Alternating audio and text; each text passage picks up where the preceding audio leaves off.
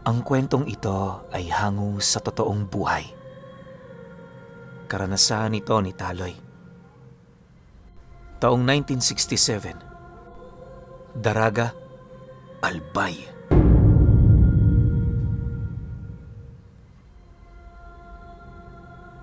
Itong mga panahong ito, nagtatrabaho si Taloy sa isang maliit na pagawaan ng muebles sa Daraga.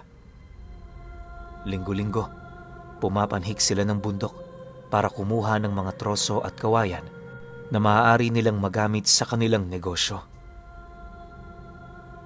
Bilang lang ang mga trabahador, kaya na may kapag nagtatrabaho sila, matik wala yung pahinga. Ang pahinga lang doon nila Taloy ay ang kanilang pananghalian at merienda. Hindi naman sila makapagreklamo, gawa ng yun lamang ang kanilang ibinubuhay sa kanilang pamilya. Para kay Taloy at sa mga katrabaho niya, ayos na yon. Ang importante, malinis ang kanilang nakukuhang pera. Ayon pa sa kanya, sanayan lamang ang ganoong trabaho. Ang pinakamahirap doon ay yung pangunguha ng mga materyales na gagamitin nila sa paggawa ng muebles. Medyo matipid din kasi ang kanilang amo, kaya imbis na mag-utos yon sa mga katutubo, gusto nila sila na ang kumuha. Bayad naman ang oras, kaya sa ayaw at sa gusto nila, wala silang magagawa. Sa loob ng halos ilang taon nilang pangunguha ng mga kawayan, naging maayos naman ang lahat. Subalit, habang tumatagal, nang mapansin ng iilang mga taga-baryo ang unti-unting pagkakalbo ng bundok, doon na yon nag-umpisang umangal. Noong una, nababayaran pa ng kanilang amo ang iilan sa mga ito. Pero hindi naglaon, tuluyan na nga itong isinara ang lugar na pinagkukuhanan nila.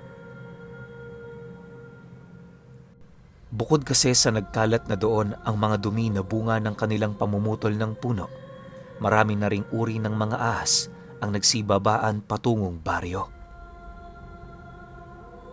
Dahil sa pangyayaring yon, nag-umpisa na ang kalbaryo ng kanilang negosyo. Nang mabigo silang makahanap ng panibagong mapagkukunan, unti-unti nang ibinaba ng kanilang amo ang kanilang mga sweldo. Hindi naglaon, paisa-isa na ring umalis ang mga kasama ni Taloy hanggang sa 2 na lamang silang natira. Magmula nun, naging mahirap na ang trabaho para sa kanila. Isipin ninyo, sila na ang gumagawa ng lahat pero hindi man lang tinaasan ng pasahod sa kanila. Palagi rin silang napapagalitan, ngunit wala na sila noong magagawa. Maliban kasi sa trabahong yon, hindi na nila mawari kung ano ang kanilang ibubuhay para sa kanilang pamilya.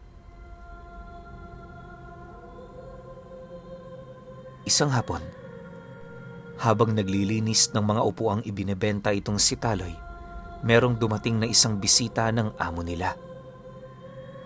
Matanda na yon, at sa itsura at pananamit nito, isa yung mayamang tao.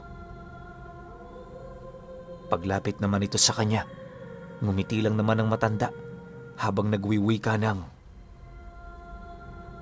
Magandang hapon. Nandirito ba si Patricio? Nang marinig naman ni Taloy ang sinabi nito, dali-dali naman siyang tumayo para samahan yon patungo sa silid ng kanilang amo. Pagdating naman nila sa lugar, nadatna naman nila yung naghihintay sa mumunting terasa na nasa likod ng bahay nito. Pagsilay naman ito sa bisita, masaya naman yung doong lumapit habang nangungumusta. Nang mapansin naman ni Taloy na magkakilala ang dalawa, agad naman siya doong umalis. Subalit hindi pa man siya nakakalayo, muli siyang tinawag ng amo niya. Ayon dito, na mas mainam kung makinig siya sa pag-uusap nilang dalawa, lalo pat kaparte siya sa gagawin nitong plano.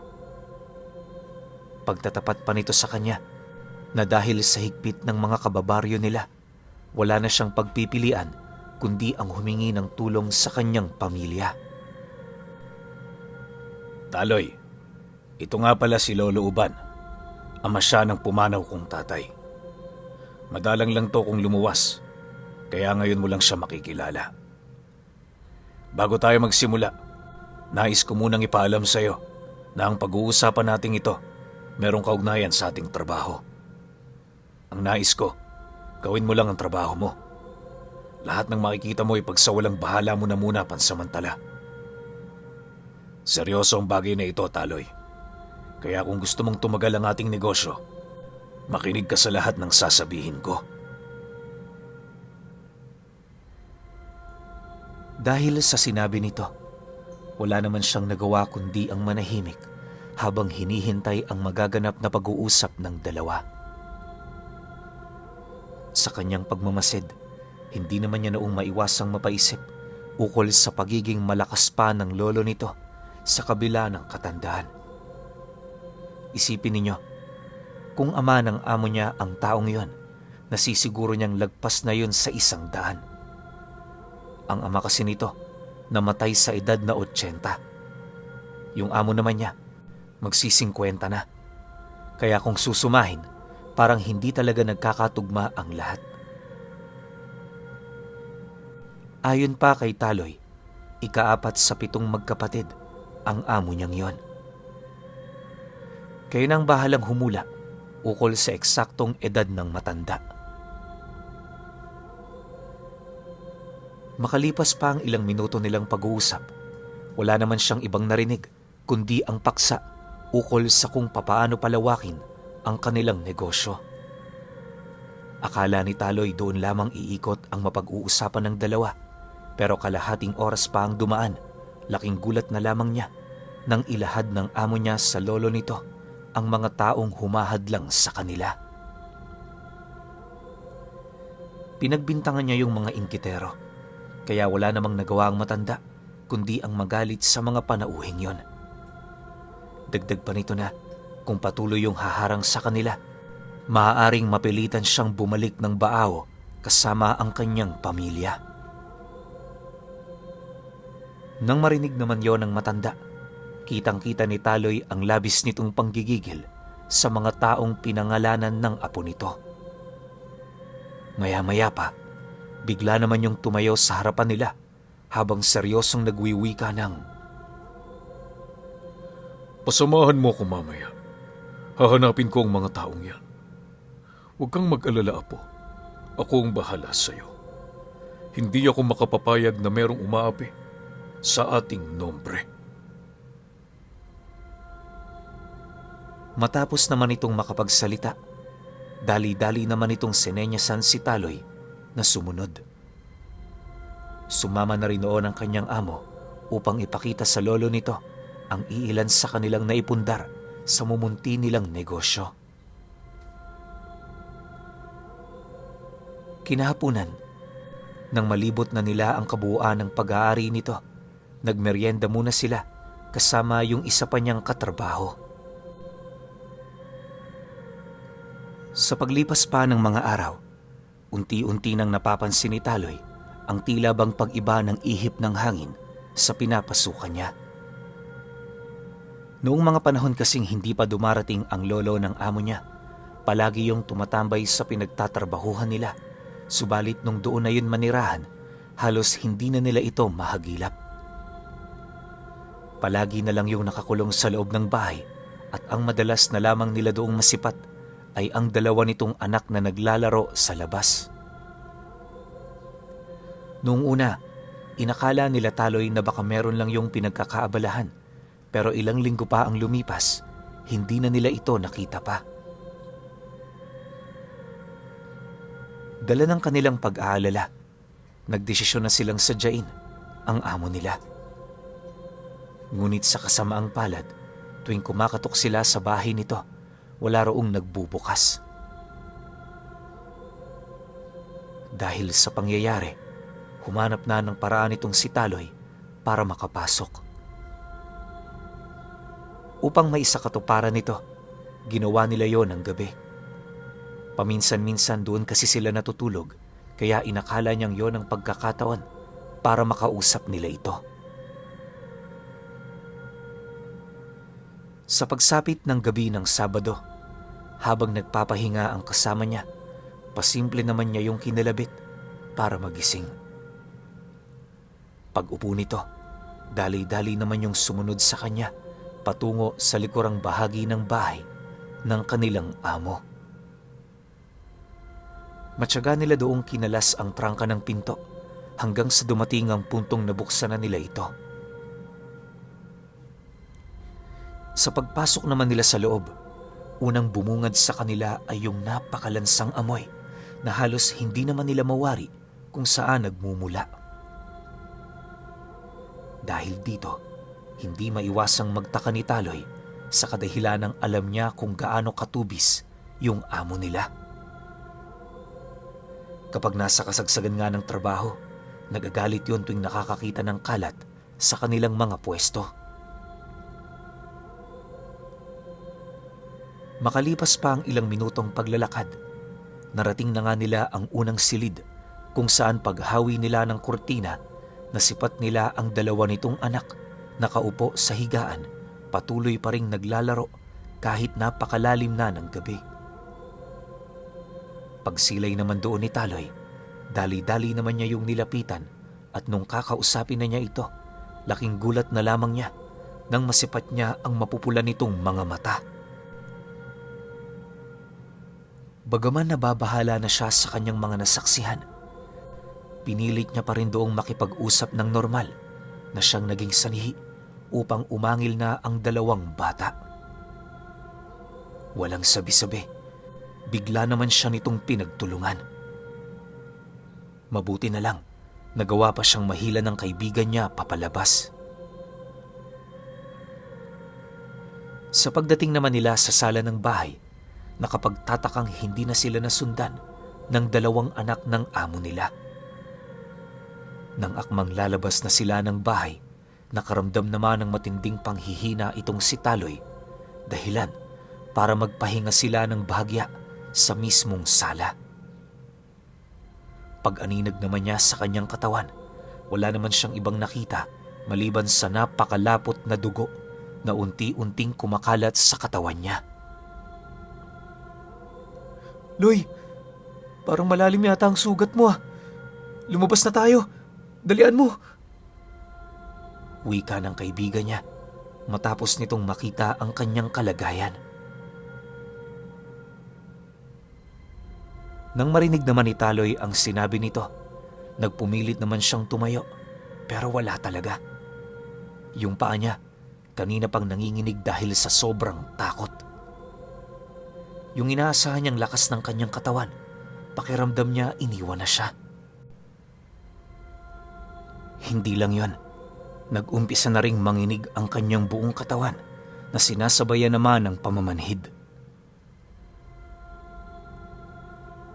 Sa pagpapatuloy ng ganoong pangyayari, naging mahirap din sa kanilang makaaninag sa buong paligid gawa ng tanging liwanag lamang ng buwan ang nagsisilbi nilang gabay sa loob ng napakadilim na bahay.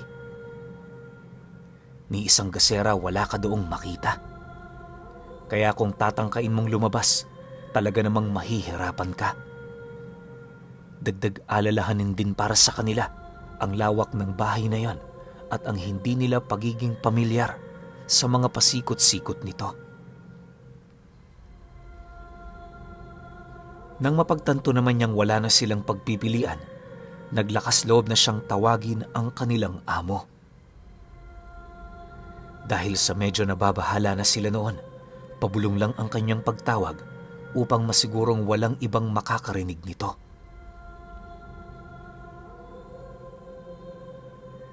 Makalipas pa ang ilang minuto, may nasipat silang isang mumunting liwanag na dahan-dahang sumasakop sa isang silid na malapit sa kanila.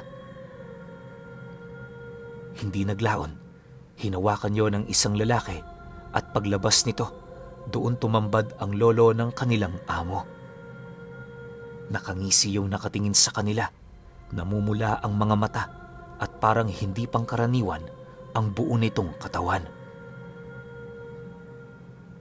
Ayon kay Taloy na Habang pinagmamasdan niya ang matandang yan, pansin naman niya ang tila bang mga baliko at mahaba nitong braso. Hindi rin pangkaraniwan ng mga daliri nito, gawa ng mahaba din yon, tapos merong matatalas na mga kuko. May mga nakausli ding pangil ang matanda at sa kalagitnaan ng dilim, nangingibabaw ang mapupula nitong mga mata. Sa paglapit naman ng mga nilalang na yon sa kanila, dali-dali naman yung lumuhod sa kanyang harapan, hinawakan ng kanyang ulo habang nagwiwika ng, Bakit naman pumasok kayo rito nang hindi nagpapaalam? Kung gusto ninyong makausap ang apo ko, sana man lang kumatok kayo. Pero huwag kayong mag-alala. Hindi ako magagalit sa inyo. Para sa akin, ituturing ko na kayong kapamilya rin. kasabay ng pagwika nito ay ang paglabas naman ito ng mahaba nitong dila na siya namang dali-daling inilapat sa mga kalmot na natamo niya. Pagramdam ni Taloy ng napakalamig nitong laway, unti-unti naman niyang napapansin ang tila bang pagkawala ng hapdi na kanina niya pang nararamdaman. Maya-maya pa, nang malawayan na ng matanda ang lahat ng sugat niya, inilapit nito sa kanya ang gasera kung saan doon niya nasaksihan ang milagrosong pagkawala ng mga sugat niya. Matapos ang mga pangyayaring yon, halos hindi naman sila makasagot dahil sa labis na pagkamangha. Hindi naglaon, lumabas na rin ang amo nila na halos ang laki na ng ipinayat mula noong huli nila itong makita. Paglapit naman ito sa kanila, ramdam na ramdam ni Taloy ang tila bang kakaiba nitong presensya. Sinubukan niya pa yung kausapin pero sa kasamaang palad, wala yung naisagot sa kanya. Ilang minuto pa ang lumipas, inilahad ng matanda na magmula sa gabing yon, ang kinakailangan nilang gawin ay magtrabaho lamang ng magtrabaho. Wala silang dapat ipag-alala sa mga troso at kawayan na gagamitin nila. Dahil sa mga susunod na araw, mapupuno nito ang kanilang bodega. Pagtatapat pa ng matanda na, ang tangi nilang kailangang pagtuunan ay ang pagtatrabaho para kumita ng pera. Dagdag pa nito, naiwasan din nilang ipagkalat ang nasilayan nila sa lugar na yon nang sa gayoy hindi sila magkaroon ng matinding problema. Matapos naman yung marinig nila Taloy, para naman silang mga sunod-sunuran na sumang-ayon sa lahat ng inabiso nito. Kinabukasan, nagpatuloy ang kanilang trabaho. Sa pagsapit pa ng mga sumunod na araw, kagaya ng inilahad ng matanda, napuno nga ng kanilang mga kailangan ang bodega sa likod ng pagawaan nila ng muebles. Hindi nila mawari kung sino nagdala nito. Gawa ng sa buong araw nila doong pananatili, wala naman silang napansin na naghatid. Maaaring ipinasok yon sa kanilang pagawaan noong mismong gabi kung saan nagpapahinga na sila sa kanilang mga pamamahay. Gayunpaman, minabuti naman niyang wag na lamang yung pansinin. Sa isip-isip niya, mas pabor nga yun dahil sa dami ng mga parokyano nilang naghihintay sa kanilang mga produkto. Sa loob ng halos 5 araw na kanilang pagtatrabaho, ang tanging nasipat lang nila na bumibisita sa pagawaan ay yung lolo ng kanilang amo. Pagtungtong naman ng sumunod na Sabado, matapos nilang makapaghapunan ng kanyang katrabaho, dali-dali naman silang pumasok sa kanilang silid para magpahinga. Ngunit sa paglalim pa ng gabi, habang nasa kasarapan sila ng tulog, muli na naman silang napabalikwas matapos silang makarinig ng iilang mga taong umiiyak sa bodega mismo ng mga troso. Noong una, inakala nilang pinaglalaroan lamang sila ng kanilang mga malikot na pag-iisip, pero hindi naglaon, doon na unti-unting nagbago ang kanilang mga kutob. Kahit takot na noon si Taloy, pinilit niya pa ring lumabas upang tingnan kung ano ang nangyayari noong mismong gabi. Bitbit ang maliit na gasera sa kanilang silid. Tinahak nila ang daan patungo sa likurang bahagi ng bahay kung saan doon bumungad sa kanila ang pinto ng bodega na nakabukas. Pagpasok naman nila sa loob, sa hindi inaasahang pagkakataon, nasipat nila ang matanda at ang kanilang amo na pilit na ibinibitay ang 5 taong nahuli nito ng patiwarik. Sa estado ng mga panauhing yon, alam nila Taloy na wala ng balak ang amo nila na buhayin pa ang mga ito. Maya-maya pa, nang maramdaman naman ng matanda ang kanilang presensya, agad naman yung humarap sa kanila, sabay wika ng, Nandito na lang din naman kayo. Lumapit na kayo. Tulungan niyo kaming kumpirmahin kung ito ba ang mga taong humahadlang sa inyong negosyo. Nang marinig naman ni Taloy ang sinabi nito, dahan-dahan naman sila doong lumapit habang nananatiling walang imik. Pagharap naman nila sa mga taong umiiyak, agad naman nila yung namukaan. Walang duda, yun nga yung mga taong tumutol sa mga gawain nila. Dahil sa pangyayaring yon, hindi naman niya maiwasang matakot, gawa ng nasisiguro niyang madadawit sila sa kaso kung sakali mang mabulilyaso ang plano ng kanyang amo na pagpatay sa mga ito. Sa katunayan, ilang beses pa yung pinakiusapan nila Taloy, pero hindi talaga yon matinag. Matapos naman itong marinig ang kanilang pagtutol, ang amo na nila mismo ang kumausap sa kanila. Hayaan mo na kami sa aming gagawin, Taloy. Di ba ito naman ang gusto natin? Ang mawala sila sa ating mga landas.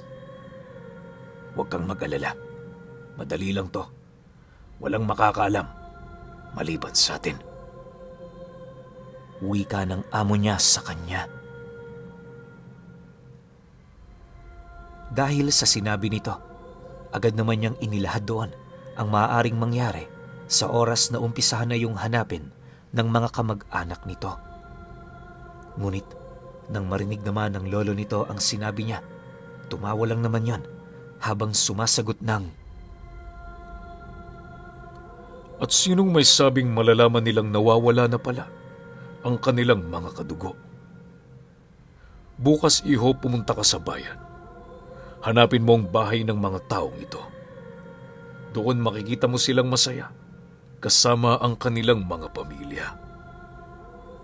Sinasabi ko sa iyo, walang makakatunog sa bagay na ito. Lahat ng kanilang kapamilya aakalaing buhay pa sila. Matapos naman itong makapagsalita, dahan-dahan naman itong iniusli ang napakatalas nitong mga kuko, sabay baon nito sa tiyan ng lalaking malapit sa kanya. Pagwaksi naman ito ng matanda pababa, agad namang kumalat sa lupa ang mga laman loob nitong nakadugtong pa sa sistema. Dahil sa pangyayaring yon, mabilis naman yung ikinamatay ng biktima na siya namang nagbigay ng takot sa iba pa nitong mga kasama.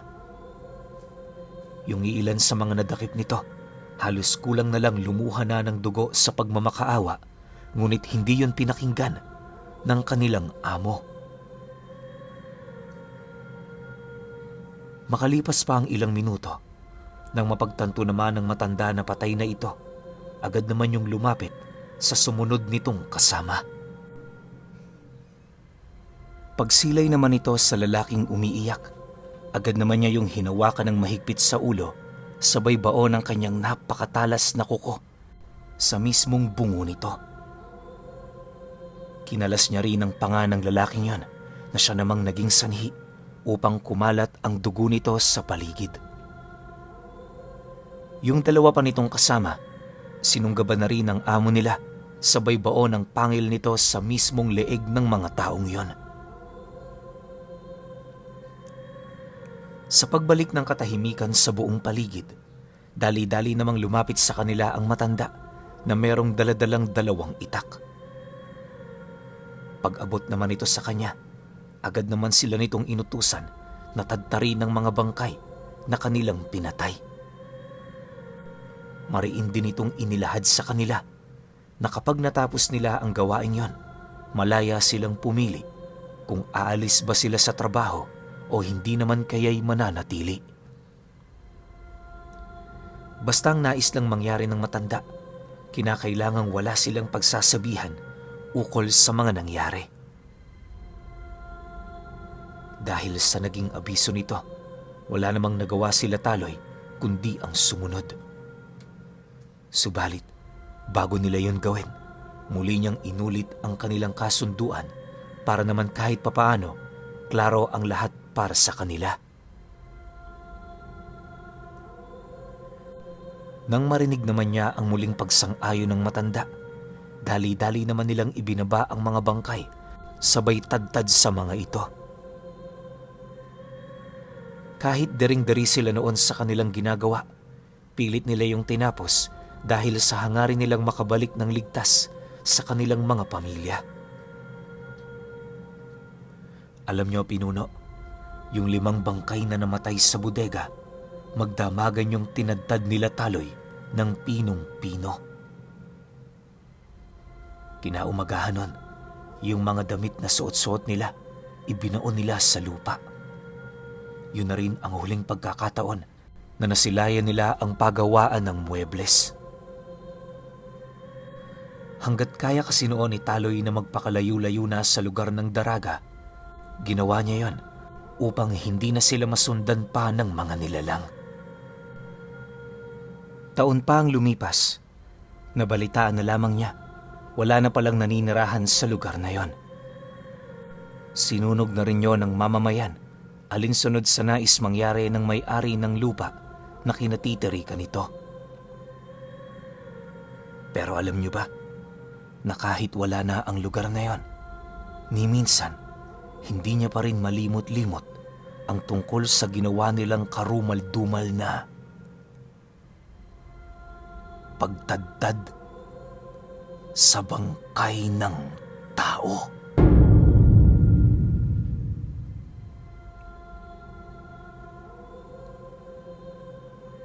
Okay, opinyon ko sa kwento. Medyo brutal yung kwento natin ngayon, no? Nakakatakot siya kung iisipin. Kasi wala kang magagawa eh.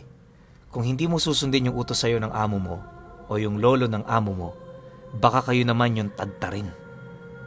Diba? So yung ginawa nila Taloy, kahit siguro sinabi naman nila sa kwento na dering-deri sila, naawa sila ron sa mga tao pero wala silang magagawa. Kasi utos sa kanila yun eh. Kailangan nilang sundin yun. Pinapili nga sila, di ba? Pero ang kinagandahan lang dito sa amo nila Taloy, may choice sila kung aalis pa ba sila sa lugar o mananatili sila bilang trabahador. Pero ako sa side ni Taloy, maski ako gagawin ko yung ginawa ni Taloy, magpapakalayo ako sa lugar na yon. Kasi yun lang eh. Yun nga lang makakita ka ng bangkay, di ba? Nakakatroma na. Ano pa kaya yung hahawakan mo tapos tatadtarin mo ng pinong-pino?